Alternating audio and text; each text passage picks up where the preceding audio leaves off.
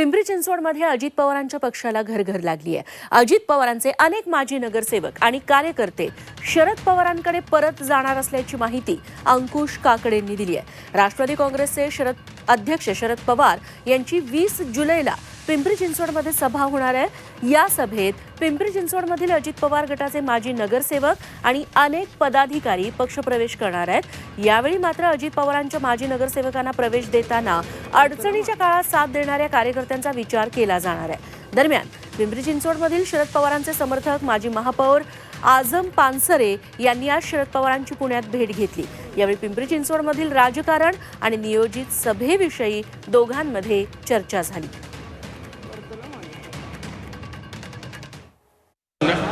नगरसेवकांच्या बाबतीमध्ये त्याची निवडून येण्याची कॅपॅसिटी किंबहुना नुकत्याच झालेल्या लोकसभेच्या निवडणुकीमध्ये किंवा पक्षफुटीनंतर झाल्यानंतर त्याची भूमिका काय होती, तो कशा पद्धतीने राष्ट्रवादी काँग्रेस पक्ष शरदचंद्र पवार या पक्षाकडे पाहत होता, सुप्रियाताई असतील, जयंतराव असतील, आदरणीय साहेब असतील, यांच्या बाबतीमध्ये त्यांनी कशा पद्धतीची वक्तव्य केली होती, या सगळ्याचा विचार केला जाईल आणि ज्या मंडळींनी साथ दिली त्या मंडळींशी चर्चा करून सल्लामसलत करून त्यांचं मत आजमावून त्यांना प्रवेश दिले जातील।